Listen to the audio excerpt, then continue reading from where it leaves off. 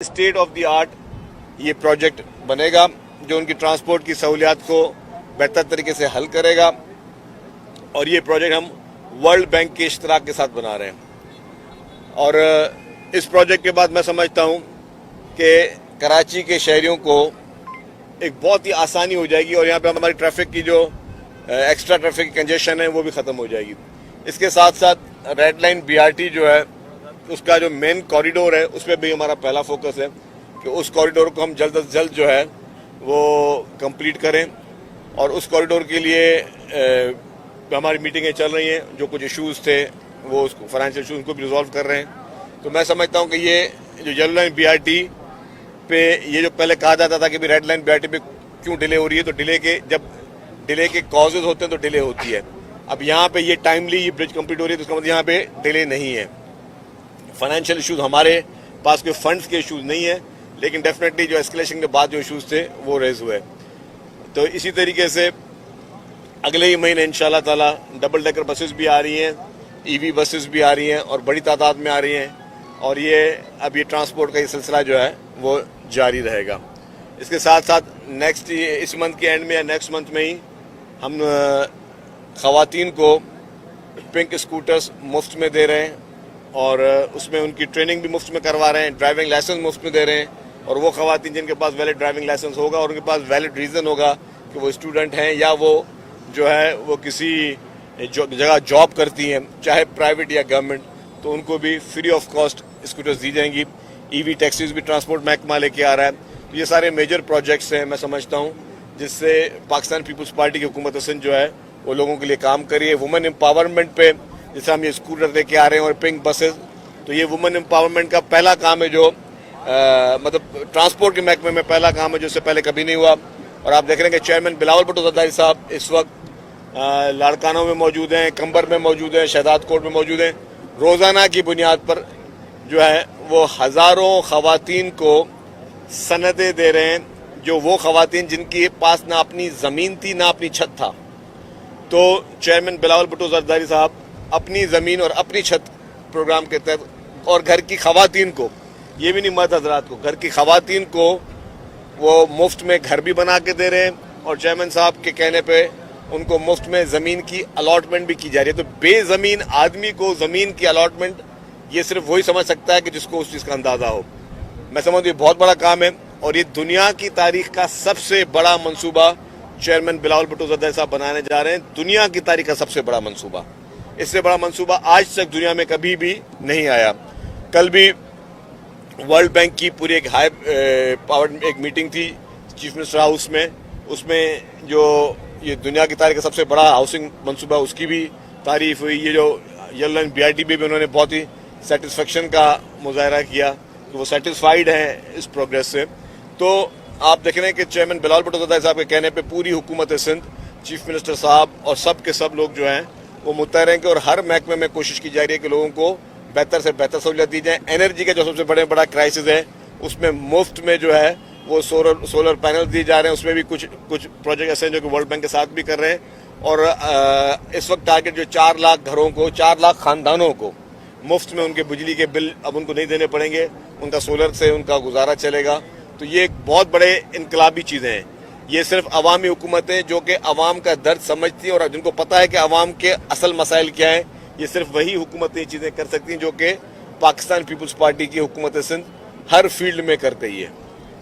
शर्जील साहब ये बताएं कि इस वक्त पंजाब में सैलाबी सूरत हाल है, 2022 का सैलाब जिसका आप घरों का जिक्र कर रहे हैं, सिंध ने क्या तैयारी की है? क्योंकि ये पानी आएगा तो सारा दरियाई सिंध में, पंजाब का भी, हिंदुस्तान का भी, कश्मीर का भी, गिलगित का भी, सारा पानी यहाँ आएगा। तो क्या तैयारी है आपकी? देखिए जी, चीफ मिनिस्टर साहब ने पहले भी मीटिंगें की हैं और डेफिनेटली पंजाब में इस वक्त सूरत हाल ख़राब है। पंजाब में सैलाबी की वजह से बहुत ज़्यादा उनके जो शहर और देही इलाके जो इस वक्त बहुत तकलीफ में हमें एहसास है।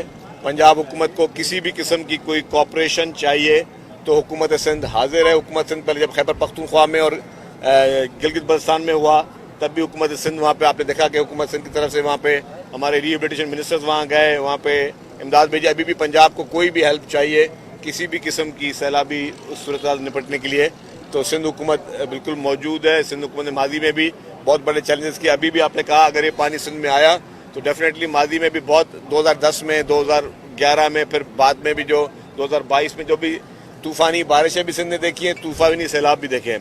तो अल्लाह ना करे यहाँ सूरत हाल हो, लेकिन अगर इस तरह की सूरत हाल है जो कि थोड़े बहुत असरात नजर आ रहे हैं, तो we are very much prepared.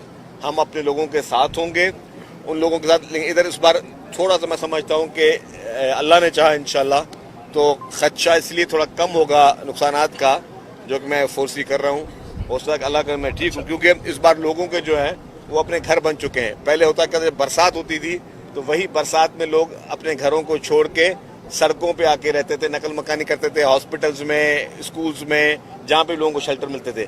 अब लोगों को काफ़ी हद तक जो है 8 लाख से ज़्यादा जो है घर वो जो है वो लोगों की छतें जो हैं वो बन चुकी हैं, जो कि 21 लाख का टारगेट है। तो वो थोड़ा कम होगा, लेकिन फिर भी हुकूमत अपने आवाम के साथ रहेगी। हुकूमत एक पैर पे खड़े होकर भी जो है वो अपने आवाम के लिए काम करती रहेगी। और मुश्किल वक्त में खुदा न खासा कोई सूरत हाल हुई तो हम उसको जो है वो लोग नहीं छोड़ेंगे। लेकिन मुझे एक चीज़ अजीब लगी कि जिस तरह कराची में बरसातों पे जब हुई, जो कि एक नेचुरल बरसात कराची में थी, और 3-4 घंटे 5-6 घंटे के लिए ज़्यादा लोगों को बहुत ज़्यादा तकलीफ का सामना करना पड़ा, हमें उसका पूरा एहसास भी है, क्योंकि वो जो नेचुरल डैम में पानी जाना था। लेकिन कुछ मीडिया हाउसेस ने बाकायदा स्पेशल कैंपेनें चलाई जो है कराची की बरसात पे। मुझे नज़र नहीं आए वो ही जो ख़ास मखसूस मीडिया हाउसेस जो कि पंजाब में इस वक्त उन बेचारे जो घरों से नकल मकानी कर रहे हैं उस, या जो लोग बेचारे इस वक्त सड़कों पे, वहाँ पे कोई कैंपेनें चलते हुए नजर नहीं आई। जिस तरह सिंध हुकूमत के खिलाफ बाकायदा चंद एक पार्टी से ताल्लुक़ रखने वाले मीडिया हाउसेस जिस तरह वो कैंपेन चला रहे थे, उसी पार्टी से ताल्लुक़ रखने वाले वो मीडिया हाउस को मैंने देखा कि अभी पंजाब की बरसात है उनको नजर नहीं आ रही। तो या तो इसका यह एहसास है कि उनको जो सिंध के लोगों की सूरत हाल थी बरसात के बाद, उनको ज़्यादा एहसास सिंध के लोगों का था। पंजाब में लोग बेचारे जो कि इस वक्त बरसाती और सैलाब की वजह से जो नकल मकानी कर रहे हैं या बेघर हो गए, उनको एहसास नहीं है। तो मैं ये शिकायतन करूंगा कि मैं नहीं चाहता कि किसी के भी खिलाफ कैंपेन हो। पंजाब में भी जो हो रहा है, मैं पंजाब गवर्नमेंट को बिल्कुल उस पर ब्लेम नहीं करूंगा। बिल्कुल मैं एक वाज़ेह बात करूँ, क्योंकि वहाँ पे एक नेचुरल डिजास्टर होते हैं। जब इस तरह की चीज़ें होती हैं तो हुकूमतों को फेस करना होता है। इसी तरीके से जब कराची में 200 और 250 मिलीमीटर बारिश अगर 1-1.5 घंटे में हुई तो उसमें हुकूमतों को ब्लेम नहीं करना चाहिए। उसमें सोचना चाहिए कि जी यहाँ पे सूरत हाल ये ऐसी है कि जी यहाँ पे टाइम लगेगा पानी निकलने के लिए, लेकिन इंतजामिया मौजूद है। लेकिन जो लोग यहाँ पे कैंपेनें चलाते हैं, जो खास मीडिया हाउसेस चंद पार्टी से ताल्लुक़ रखने वाले, तो मैं समझता हूँ कि उनको ये चीज़ें बैलेंस करके देखना है। अच्छा शर्जील साहब, ये बता दें कि कल सुना है कि प्रेसिडेंट साहब के साथ सीएम साहब और आप सीनियर वज़रा की कोई तवील नशस्त हुई है। मुख्तलिफ कयास आराइयाँ जो है इस हवाले से कही जा रही है कि कैबिनेट में चेंजिंग हो रही है। और दूसरा इसके साथ ये भी बता दें कि नए सूबों का मामला भी बड़ा गर्म करके जो है उठाया जा रहा है। तो ये आपका प्रेसिडेंट साहब के साथ क्या मामला हैं? कोई काबीना की तब्दीलियाँ, कुछ और इशूज हैं, क्या मामला हैं? देखिए जी, काबीना की तब्दीली चीफ मिनिस्टर साहब का स्वाबदीद इख्तियार है, और जब वो चाहेंगे तब्दीली करेंगे। और काबीना की तब्दीली जो है कोई बुरी भी नहीं है, जब भी होनी चाहिए। हमेशा बेहतरी की गुंजाइश होती है और लोगों को मौका दिया जाता है और ऑप्शन चेंज किए जाते हैं, उसमें कोई बुरी बात नहीं, जब भी होनी होगी।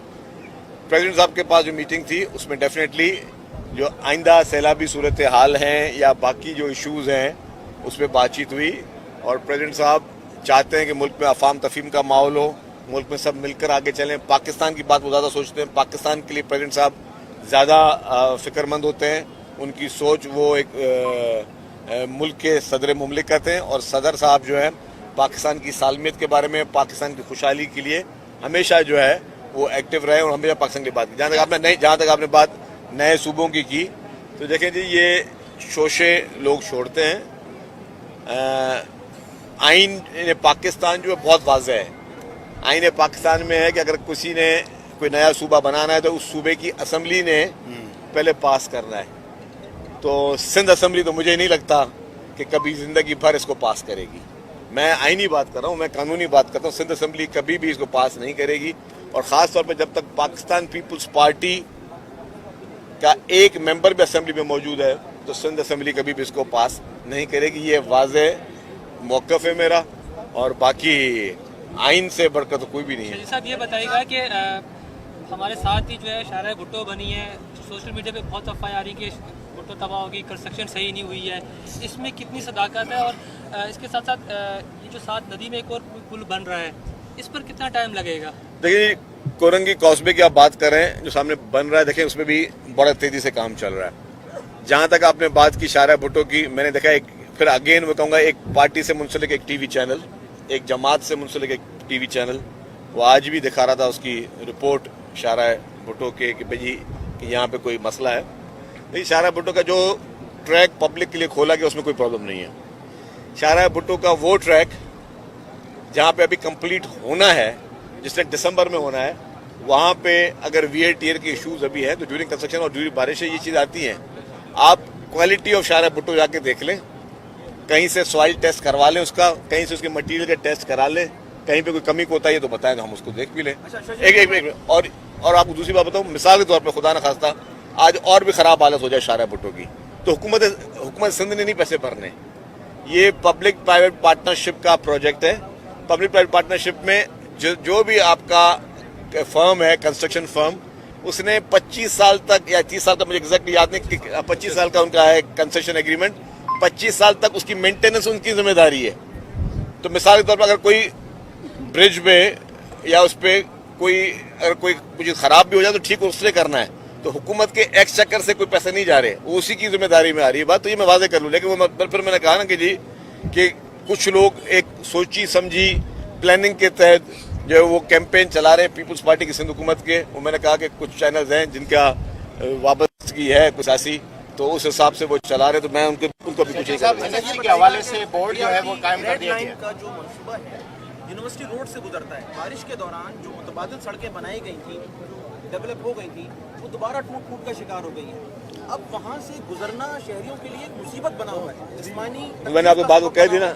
आखिर ये मंसूबा मुकम्मल होगा क्या? कोई डेडलाइन तो बताइए। देखिए जी, मैं भाई देखिए मैं आपको बताऊँ, इस पर मैं 1 घंटा बात कर सकता हूँ और आप लोग आ जाओ, मैं आपको ब्रीफिंग दे देता हूँ, उस पर ज़्यादा बेहतर होगा। उसमें इश्यूज हैं।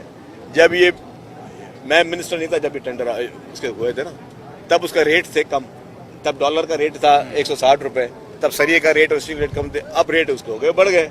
जो रिसेशन पूरे पाकिस्तान में हुई तो पूरे पाकिस्तान के सारे प्रोजेक्ट्स के बढ़ गए, तो यहाँ पे भी बढ़ गए। अब ज़रा अभी रेट बढ़े हैं तो उनके क्लेम्स है कॉन्ट्रैक्टर्स के। अब कॉन्ट्रैक्टर से क्लेम है, कॉन्ट्रैक्टर क्लेमों को हम आंख बंद के भर नहीं सकते। हमने उसके लिए वेरिफिकेशन के प्रोसेस बनाए, उसके लिए हमारी चीज़ें कुछ डिस्प्यूट बोर्ड्स हैं उसमें हल हो रही हैं, कुछ अगर आर्बिट्रेशन में हल होंगी तो आर्बिट्रेशन में हल होंगी, क्योंकि गवर्नमेंट के एक्सचेकर के पैसे हैं, उठा के नहीं सकते। ये नहीं है कि जी हमारे पास पैसे नहीं है, पैसे सरकार के पास पड़े हुए हैं, लेकिन पैसा एक पैसा सरकार खर्च करने से पहले उसका पूरी एक ड्यू डिलीजेंस के प्रोसेस करना चाहती है। एक ये बात।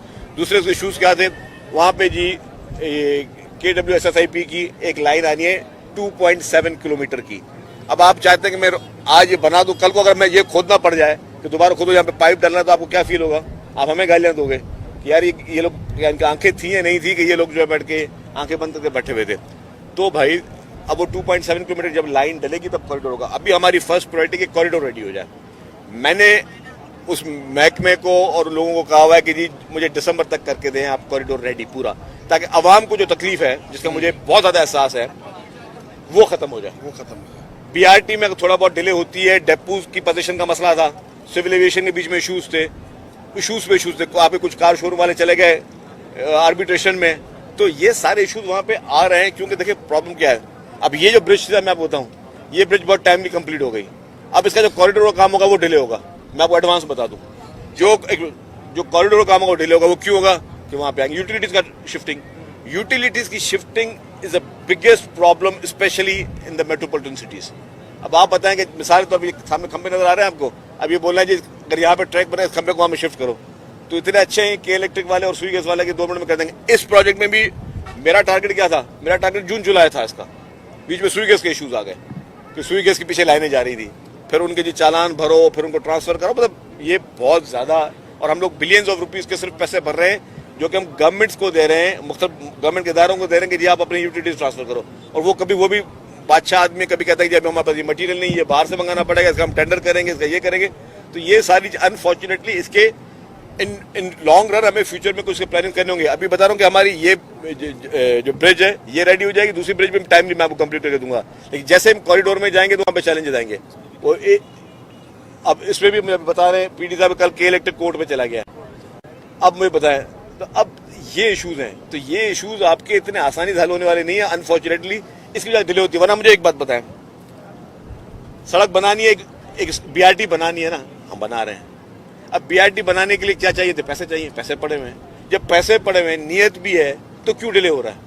डिले वो जो टेक्निकल रीजन था। अभी जैसे बारिशों का भी क्या था, आपके सुई सदर्न गैस को उन्होंने बिलियंस ऑफ रुपीज दिए हुए थे, रोड कटेंगे, उन्होंने रोड नहीं बनाए। तो जहाँ वो खड्डे थे वहां पे बाइक्स गिरी, वहां पे लोगों को नुकसान हुआ, वहां पे लोगों को तकलीफ हुई। तो यही चीज है कि मतलब हमें रोड कटेंगे तो आगे फ्यूचर में नहीं करनी बीआरटी में कि जी अभी हम बना लें बीआरटी, बाद में रोड कटेंगे करते रहेंगे। तो उस चीज को, इसके फ्यूचर की सारी पॉलिसी को देखते हुए ट्रस्ट भी, इसके अलावा कोई और इशू नहीं है।